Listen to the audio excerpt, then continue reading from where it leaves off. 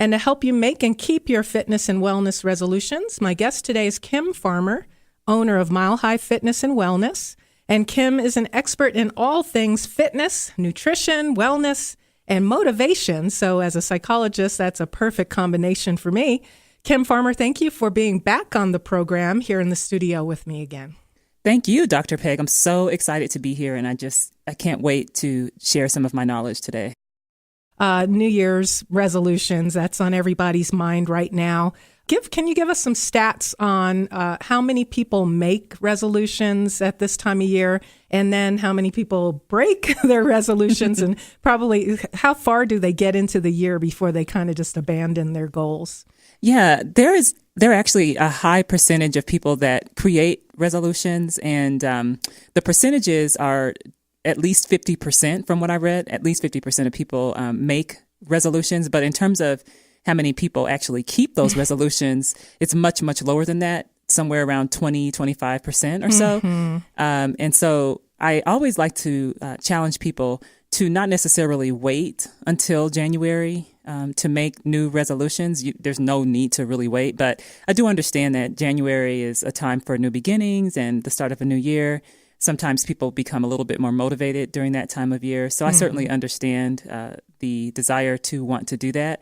And there are some things that people can do to make sure that they are staying on track months after the time frame of generally around March when those resolutions kind of fly out the window. Yeah, and we'll get into some of your recommendations on how to stick with it, even how to make good resolutions to begin with that are achievable and doable, and then how to keep them going. I always say most people want change, but they're not willing to make changes. They want something different, but they fail to do something different. And that's in terms of behavioral change in general. And I'm sure that's just as relevant for fitness and wellness as well. So I'd say probably the most common types of New Year's resolutions that people make really are, wouldn't you say, around fitness and wellness and health? Yeah, for sure. In fact, the number one resolution is for people to lose weight. That's what most people want to do, especially after the holidays and, all of the eating. And then surprisingly, the second most common resolution is to get organized. And then down the line here, number 5, the fifth most popular resolution is staying healthy and fit. So within the top 5 resolutions, there's 2 of them that relate to staying healthy and being well and weight loss. So I feel like this is very timely. I'm so glad to be here and share some things that hopefully will help people as January approaches. And it's a pleasure to have you here. And I would argue, again, from a psychological point of view, and then just my own personal experience, the more organized I am in my life, the more I can make time and room for the things that I've prioritized.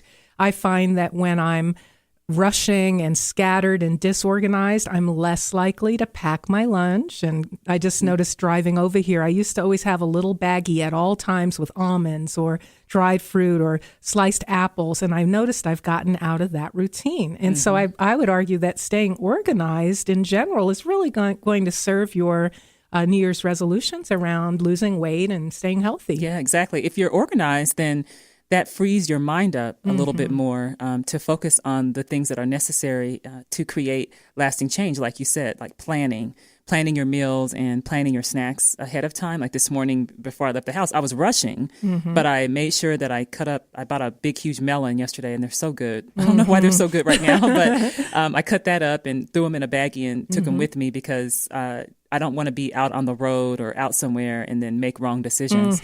So I do absolutely agree that if we are more organized in our everyday lives, then we create room and space, not only in our environment, but in our minds to be able to focus on the things that matter, which is our health. Kim, how can people reach you and learn more about your business? So our website address is milehighfitness.com, and that high is all spelled out H-I-G-H. They can also give us a call on 303-558-3806, and our email address is inquiries@milehighfitness.com. All right, great. And I'll have links to all of that from my website, drpegradio.com.